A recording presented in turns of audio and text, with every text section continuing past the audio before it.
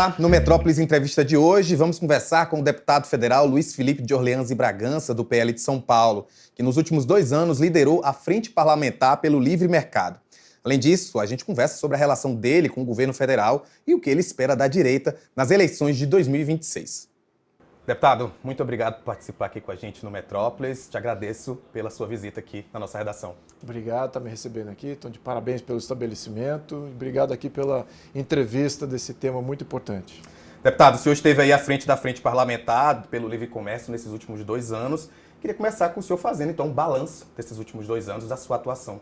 Perfeito. Olha, foi muito positivo, porque essa frente tem sido, de certa maneira, diminuída perante as outras frentes. As outras frentes são muito mais bem organizadas, têm um apoiamento mais amplo de deputados e também na esfera da sociedade e da economia. Mas o que nós fizemos é achar exatamente o que estava faltando para o empresariado.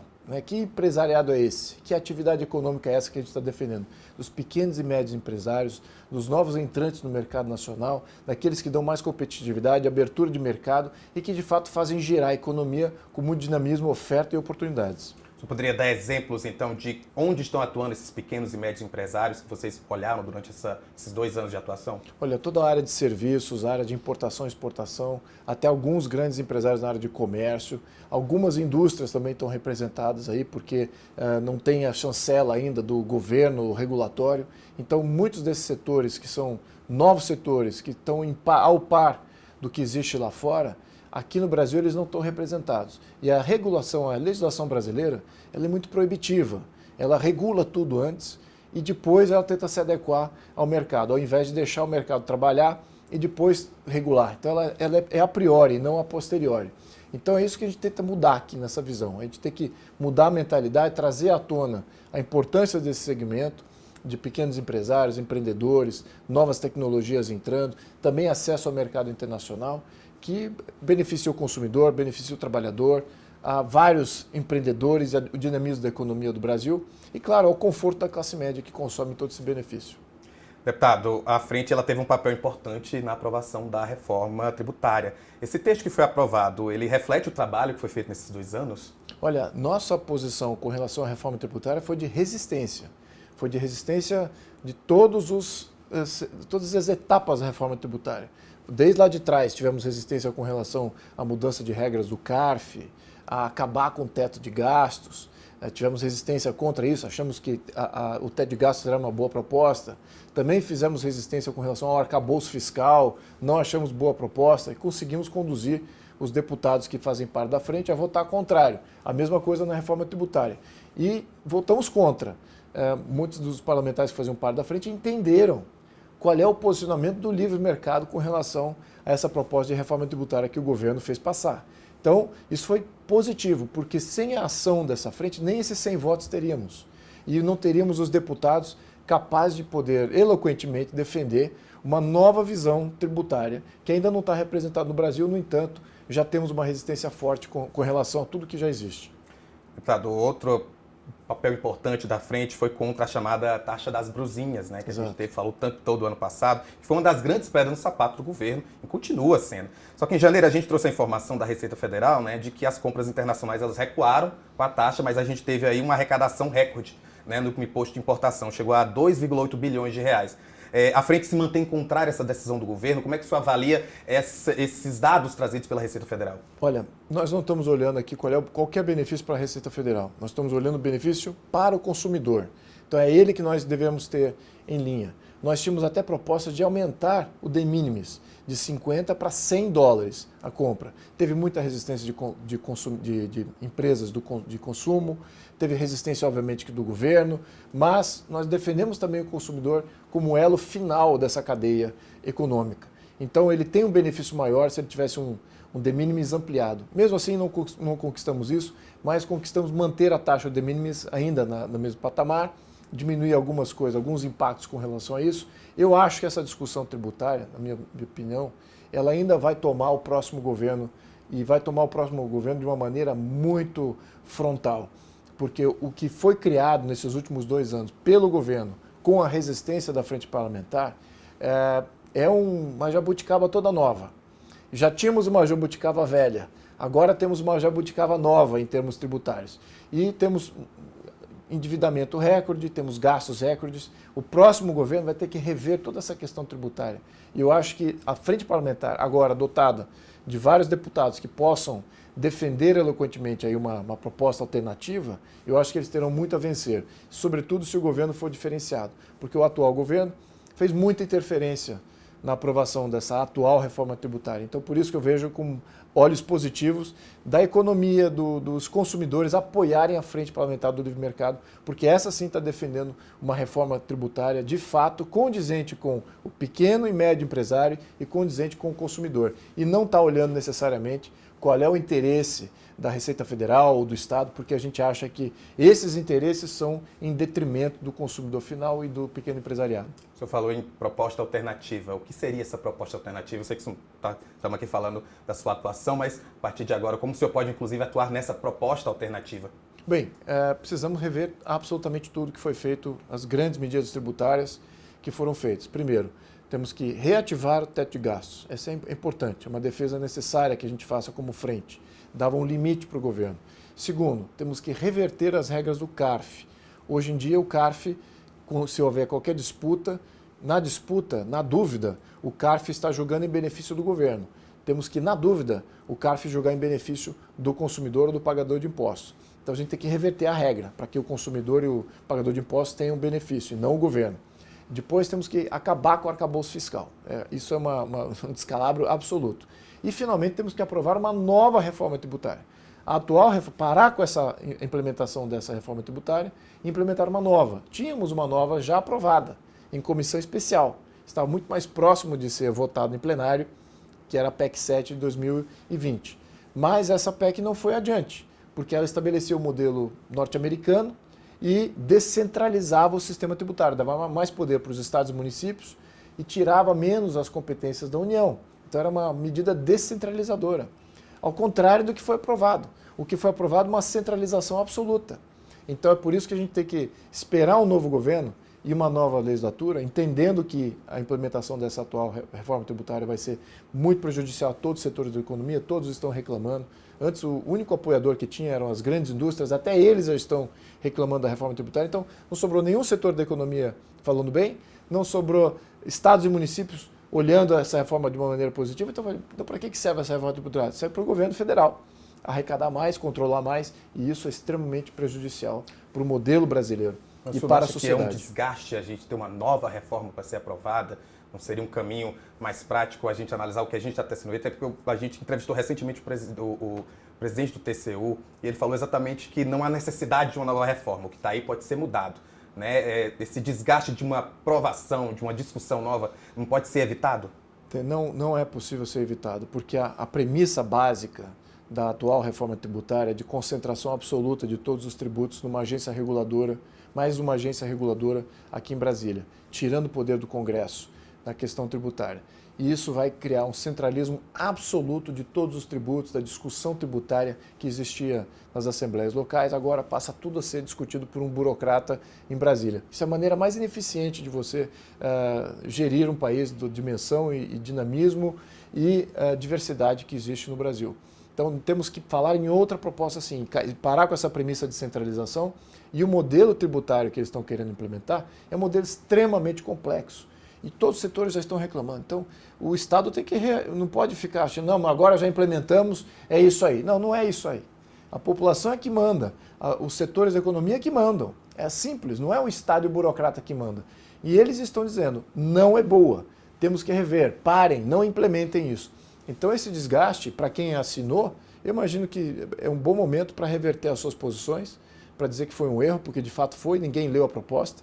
Então é fundamental que os futuros deputados e senadores que venham fazer toda essa revisão leiam a proposta, entendam do que está se tratando aqui. A Frente Parlamentar do Livre Mercado entendeu muito bem, conseguiu informar os seus deputados, eles todos estão qualificados para fazer uma defensoria contrária a essa reforma tributária e tem o eco positivo de querer estancar o que foi aprovado e querer aprovar uma nova que vem da própria sociedade e setores da economia. Então o vento está para esse lado e não está para o lado do governo ou dos parlamentares que assinaram favoráveis, porque os impactos vão ser muito nocivos. É uma crise que a gente, se vamos ter já uma crise nesse ano, em função do que os mercados aí estão se ajustando, com essa implementação da reforma tributária, a crise se acelera. Muitos setores desaparecem. Os pequenos e médios empresários vão ser impactados. Os MEIs, por exemplo, o estudo de impacto vai impactar 95% dos MEIs, que são as pequenas e médias empresas estabelecidas no Brasil, microempresas. E dessas 95 que vão ser impactadas, mais de 30% vai parar de operar. Outras 30% vão operar menos e umas 30% vão operar na informalidade. Isso é boa reforma tributária? Esses são os maiores empregadores, representam 80% do emprego no Brasil. E alguém sondou qual seria o impacto nas MEIs? Não sondaram. Então veja, já nasce com um ajuste fundamental de querer preservar os MEIs, mas não dá, não casa, porque a proposta ela não sobrevive se os MEIs sobrevivem. Então a proposta está errada. Ou os MEIs desaparecem e a proposta sobrevive, ou os MEIs sobrevivem e a proposta tem que ser reajustada praticamente na sua essência. É isso que eu estou propondo. Temos que reajustar a proposta na sua essência com uma nova proposta. Deputado, aproveitando que a gente está falando de governo, falando de tarifa, falando de tributos, né, porque desde a meia-noite a gente viu que as tarifas impostas pelo governo do Donald Trump em cima do aço e do alumínio começaram a valer e a gente sabe que isso vai prejudicar o Brasil, que é o maior, né, o grande importador para os Estados Unidos desses materiais. Eu queria saber como é que o senhor e a oposição vão se posicionar em relação a isso e também saber qual, na sua opinião, deve ser as ações do governo. Sim, olha, é excelente o ponto, porque no ponto de vista de tarifas, somos contra ter tarifas contra o Brasil. Né? Agora precisamos entender o seguinte, o Brasil precisa saber barganhar, né? Entendendo que o jogador que está nos Estados Unidos sabe jogar esse jogo negocial melhor do que muita gente. Então, qual que seria a postura correta do Brasil? É avaliar não só no contexto setorial de minério de ferro e tudo aquilo onde incide os 25%, mas sim olhar no contexto geral, porque no contexto geral, o Brasil é um comércio positivo com os Estados Unidos, ou seja, o Brasil importa mais dos Estados Unidos do que exporta. Então, outros setores da nossa economia têm um desbalanço aí em termos de importação versus exportação para os Estados Unidos. E aí temos que barganhar com isso. Falar assim, olha, os Estados Unidos vocês saem perdendo, tarifando esse um setor, porque no todo nós temos aí uma balança positiva com vocês. E se tivermos que retaliar, aí retaliaríamos nos outros setores que hoje vocês têm ganhos. Então, será que a perda nesse outro lado compensa os benefícios que vocês vão ter tarifando nesse um lado? Então, eu acho que é um jogo de negocial aí. Por quê? E temos tudo para ganhar esse jogo, do ponto de vista de neutralizar por completo essa tarifa. E abrir uma exceção absoluta, se for negociado dessa maneira mais holística. Por que eu digo isso? Porque existem outros países com uma balança comercial com os Estados Unidos muito mais desbalanceada do que o Brasil, para o negativo. Então você veja, China, Canadá, Índia, boa parte da Europa, todos eles têm comércio em demasia com os Estados Unidos, ou seja, os Estados Unidos importa muito mais do que esses países consomem dos Estados Unidos. Então, ou seja, a balança comercial dos Estados Unidos com esse país é negativa. Os Estados Unidos está perdendo, né, com esse país. Então, no fator de várias vezes, né, múltiplo de 10 e 20 vezes maior essa perda do que é o Brasil. O Brasil é pequenininho aqui nesse cômputo e é positivo para os Estados Unidos. Então, a gente tem tudo para ganhar esse embate. Agora, precisamos negociar bem com bons negociadores. Não sei se é esse o caso.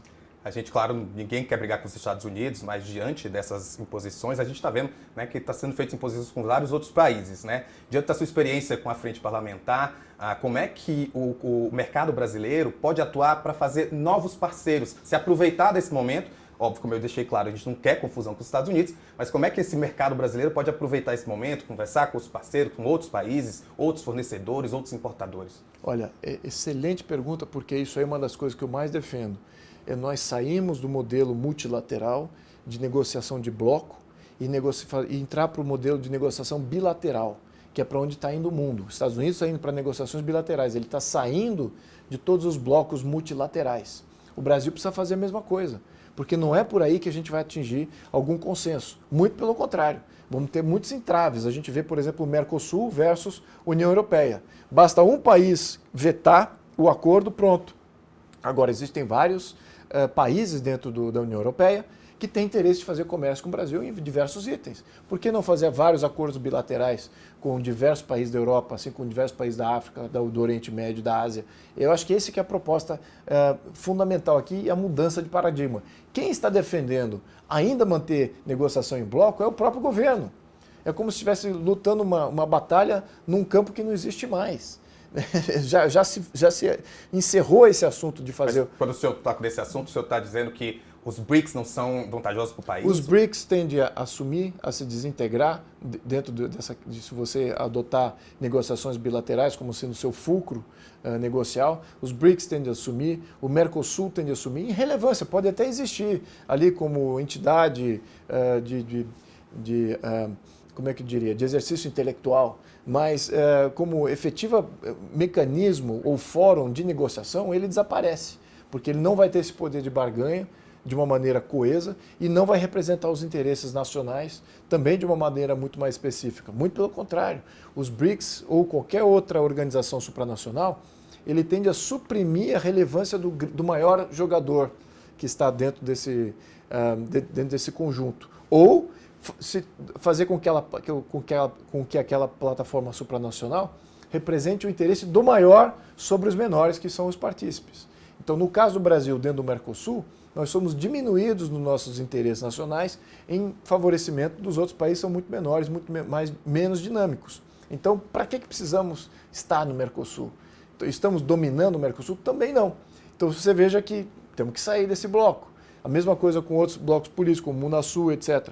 Então a gente tem que sair, tem que entender o novo modelo econômico, o novo modelo de relações exteriores, o novo modelo de acordos bilaterais, que eu acho que vai ser a grande saída para o Brasil. Mais uma vez, precisamos de um novo governo com novos negociadores. Esse governo ele favorece o modelo antigo, que já está morto. Né? Até os países do BRICS já não adotam mais essa visão multilateral. A própria China, que domina o BRICS, já fala em ter hegemonias locais, em ter soberanias locais, dominando as suas relações independentes, sem necessariamente precisar de algum grande controlador. Então, é isso que a gente está vendo aqui, e os Estados Unidos só reforçam essa ideia.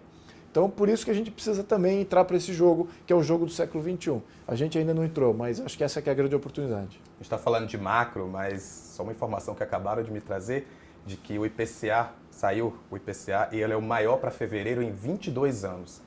Queria que o senhor pudesse, então, acabamos de fazer essa análise não só com a relação com os Estados Unidos, relação do Brasil com o BRICS, mas o que é que reflete, nesse momento, uma notícia como essa, com o IPCA, tendo o maior registro em 22 anos, né, esse índice que é, né, completamente necessário para a gente aqui, para o consumidor. Olha, quem acompanha o mercado, se você já vê bancos emitindo dívida a 16,5%, alguns batendo até mais do que isso, ou seja, já estamos chegando mais próximos de 20% de juros, né, que os bancos estão vendendo títulos.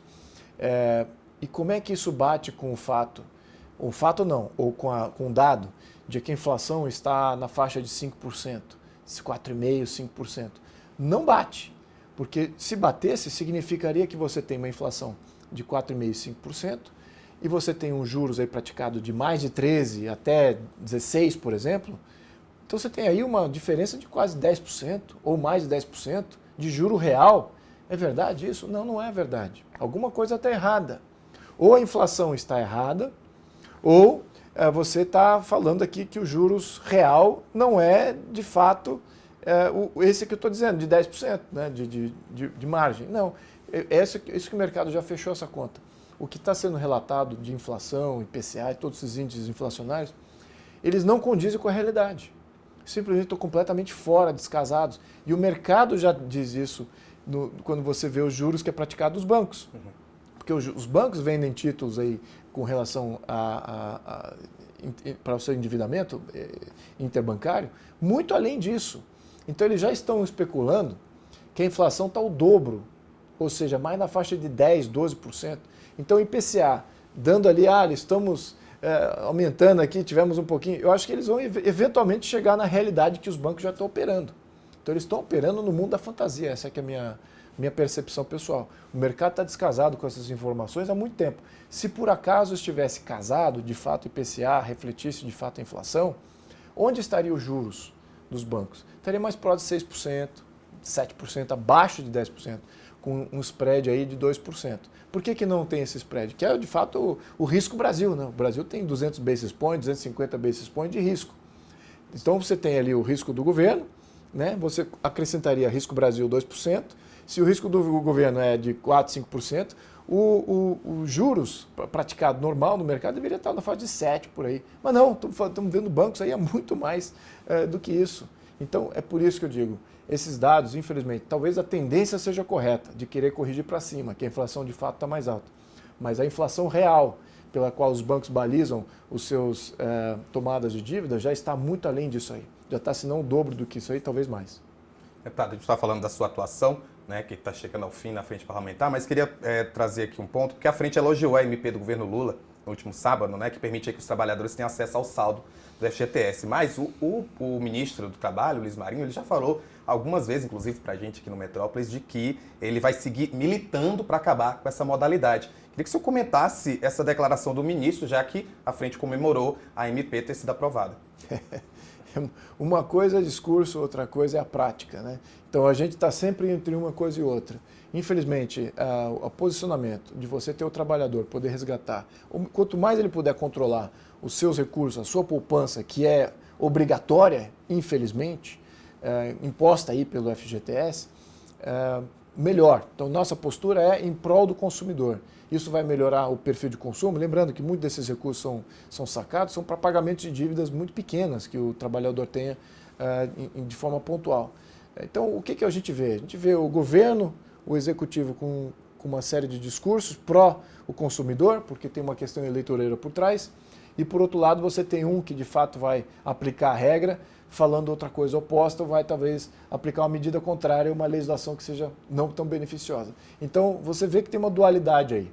Então, isso eu já tenho apontado diversas vezes em alguns artigos até, em que o discurso para a população, para o pequeno e médio produtor, é sempre o discurso correto.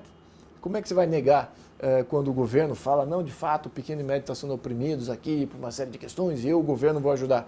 E quantas vezes você vê que a legislação que está sendo aprovada, na verdade, não beneficia os pequenos e médios, não beneficia o consumidor, mas beneficia sim os cartéis ou o próprio governo.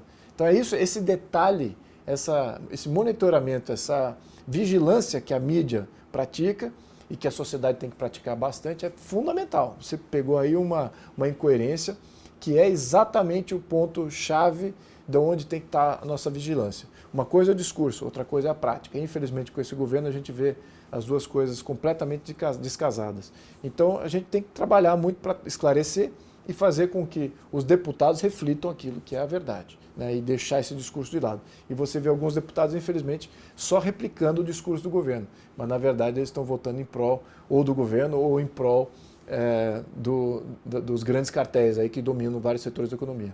Está saindo um pouco do mercado, mas falando de um ponto da sua atuação parlamentar que pode trazer aí grandes mudanças nas relações que a gente tem com todos os poderes, que é o projeto de lei da sua autoria que está tramitando na Câmara, que estabelece aí que as autoridades só possam impor sigilo às informações pessoais até 15 anos.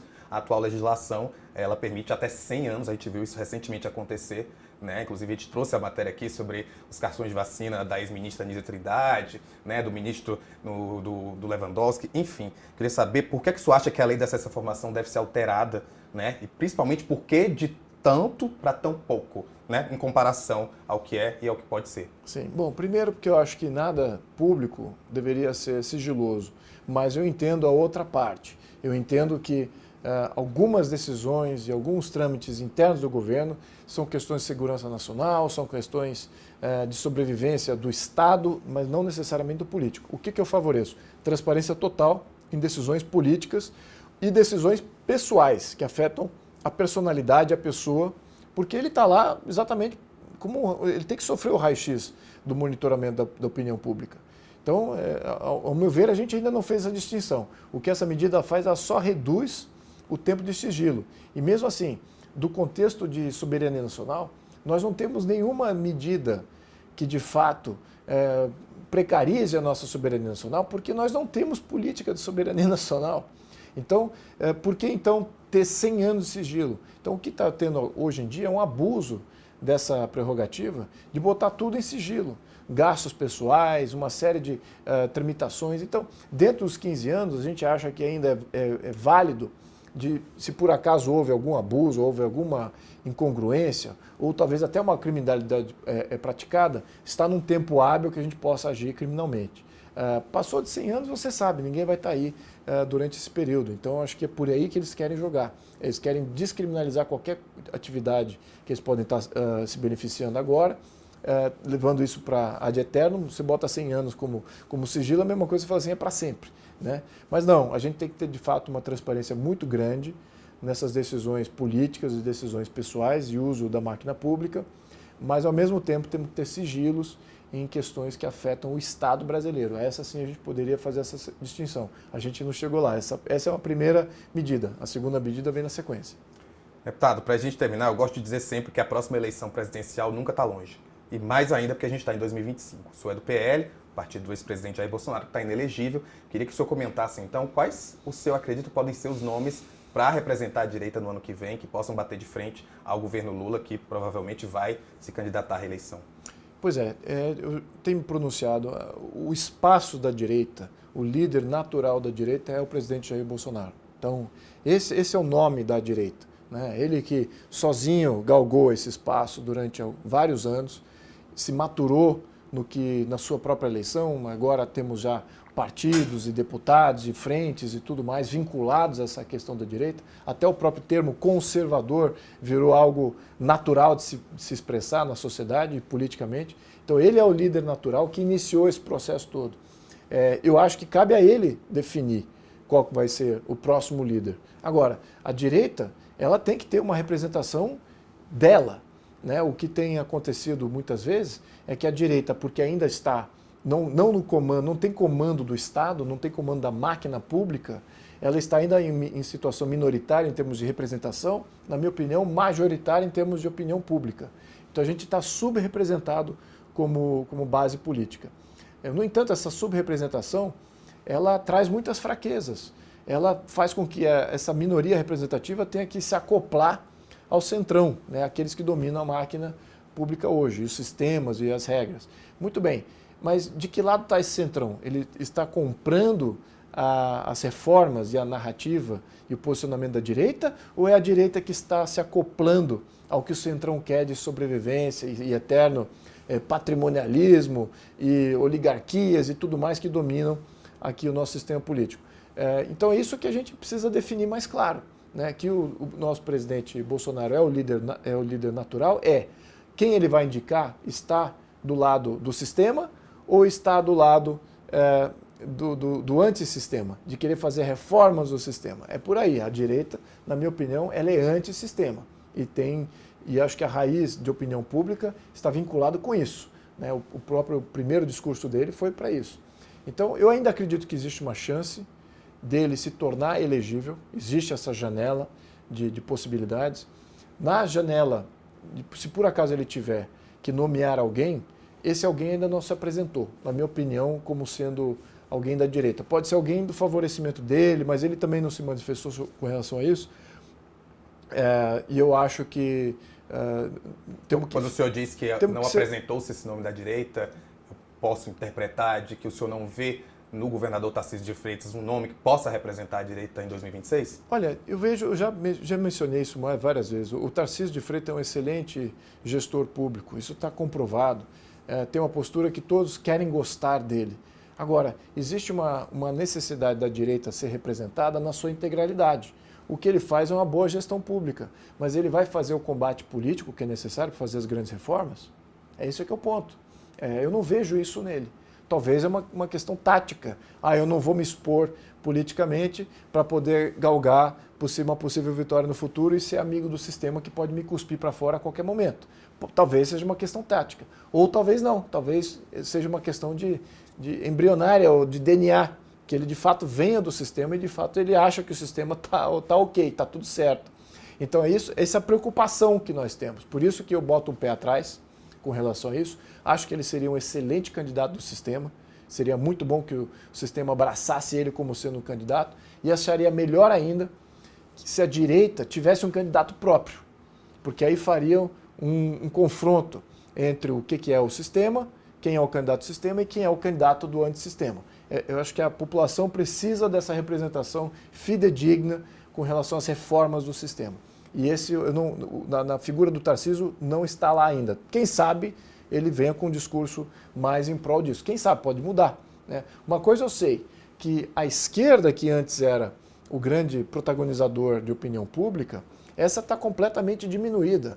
Ela não tem mais aderência nas suas narrativas, em suas vontades, não há mais um porquê ter a esquerda. Né?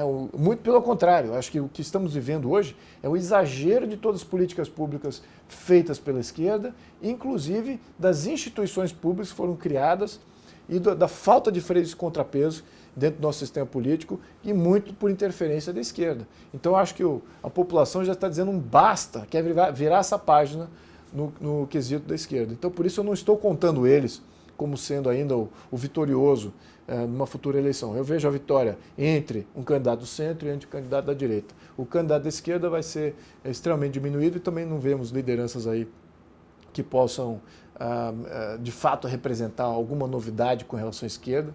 E esse modelo arcaico que a esquerda representa já não está mais em voga com a população. Então, por isso que eu estou otimista com relação a esse novo pleito eleitoral desse sentido. Agora, eu estou ainda preocupado com essas interferências que estão acontecendo no sistema eleitoral, nos candidatos, estão tirando os possíveis candidatos da direita do pleito, estão só deixando os candidatos do sistema ou candidatos da esquerda como elegíveis, considerando que eles aí têm amplos problemas com corrupção e uma série de desvios aí praticados, enquanto que as novidades da direita, esses estão completamente, eu diria que diminuídos e muito receosos aí de serem perseguidos pelo sistema. Então isso ainda me preocupa. O que vem de fora em termos de interferência do Poder Judiciário norte-americano, acho que seria uma interferência positiva. Também na questão das relações exteriores, como mencionei.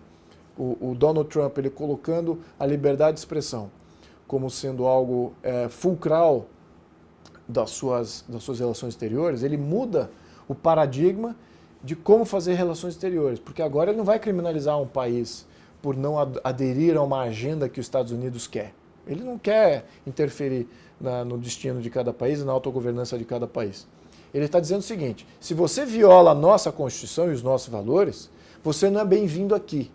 E você não está bem-vindo para ter ativos aqui, para participar do nosso sistema financeiro, de ter dólar, de ter cartão de crédito. Então, tudo isso fica diminuindo. Então, os países que ainda têm algum vínculo, algum interesse de ter uma relação social ainda com os Estados Unidos, ou político, eles vão ter que respeitar a liberdade de expressão. E se a gente respeitar a liberdade de expressão aqui no Brasil, já é uma vitória inacreditável, porque é exatamente isso que está sendo perseguido no final das contas. Só citou agora do Donald Trump, e recentemente a gente viu, inclusive, o governador Tarcísio. Deixa eu insistir nesse assunto, é porque o senhor comentou, né, que o Tarcísio seria um bom representante do sistema, sim, mas que não seria um bom representante da direita. E recentemente a gente viu, inclusive, o Tarcísio comemorando a vitória do Trump, a posse do Trump, enfim. Só para eu tentar entender, então o senhor não consegue enxergar o Tarcísio como um representante, não bom, um representante da direita? Qual seria para o senhor, então, essa diferença entre o sistema e representante da direita? Fiquei meio em dúvida com essa parte. Bom, a primeira coisa é manter a liberdade de expressão, né? Combate à liberdade de expressão. A segunda coisa é ter uma reforma do nosso judiciário. Isso é fundamental. Terceira coisa, reforma do nosso sistema eleitoral. Fundamental que tenhamos isso. Não temos baixa representatividade em todos os sentidos e uma interferência muito grande do TSE. O TSE precisa ser fragmentado em 3 entidades separadas, né? A que julga, a que executa e a que legisla. Então temos que fragmentar esse poder concentrado ali no TSE. Muita coisa acontecendo nesse fronte. Depois você tem que respeitar o federalismo pleno, de verdade, né? A questão da União, descentralizar o poder da União. Isso significa não aprovar a reforma tributária.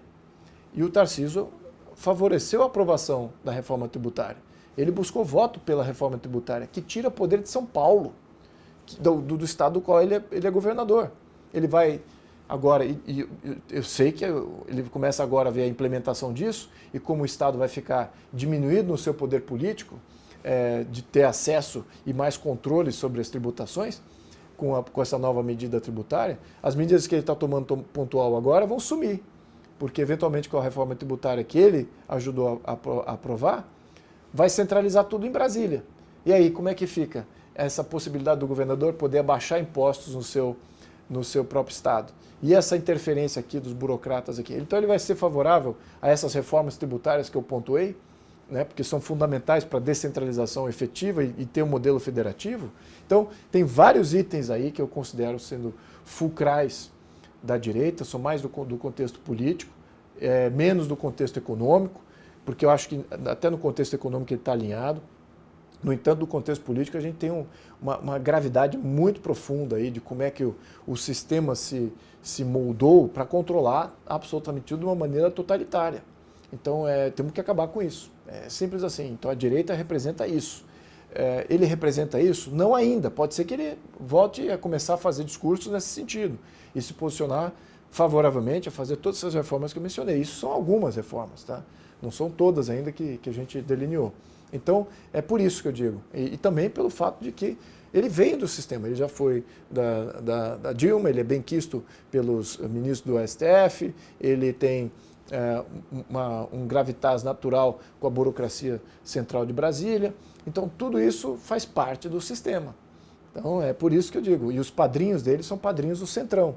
E o Centrão são as proxies políticas dos interesses do sistema maior, né, que envolve também as grandes empresas do Brasil e grandes interesses internacionais. Então, isso é que é o sistema brasileiro e ele está acoplado a isso, a esse interesse. Por isso que você vê a mídia, por exemplo, refletindo um alto interesse de ter um candidato como o Tarcísio. Porque a própria mídia faz parte do sistema, né? São braços que recebem recursos do sistema para vincular a informação da chapa branca do que é do interesse do governo ou de nuances e diferentes braços do governo ou do Estado brasileiro. Então, essa posição. É por isso que a gente tem que ver isso com extremo rigor e eu acho que eu estou até sendo meio tênue nessa classificação, porque muitos da direita, né, não o consideram sequer do centro, né, acham que ele é até mais para a esquerda. Então você vê como é que temos que balizar um pouquinho esse discurso. Agora, todos querem gostar dele, né, pelos atributos pessoais que ele porta. Agora, o posicionamento com relação ao Trump, a escolha dele talvez seja o início aí de um reposicionamento político. Talvez, tudo na política você sabe, né, pode mudar. Essa entrevista, por exemplo, da semana que vem eu posso estar sendo completamente sendo contradito porque ele mudou de posição ou porque mudou-se as nuvens no céu. Mas eu ainda acredito que, desse momento, eu acho que seria muito positivo termos ele como representante do sistema, primeiro porque é um bom gestor, vai fazer o sistema arcaico trabalhar, né, e talvez executar alguma melhor eficiência do que consegue hoje. No entanto, ainda não é o bastante. E isso, quem representa mais de fato é a direita, e eu acho que aí fazendo uma limpeza muito melhor nas nossas instituições, na nossa política, nossos sistemas representativos, nosso judiciário, é fundamental para que a gente tenha um país decente, né, e um país não tiranizado por ditadores do momento. É isso que é fundamental. Esse discurso eu gostaria de ver de mais candidatos, ainda a gente não viu ainda. Deputado, muito obrigado pela tua participação aqui. Eu que agradeço. Sinta-se à vontade de voltar sempre, o Metrópolis está aberto para a gente conversar sobre todos esses assuntos. Muito obrigado também recebendo. Obrigado você que nos acompanhou até aqui e, claro, acesse o metrópolis.com e siga a gente em todas as redes sociais. Se inscreve no canal. Tchau.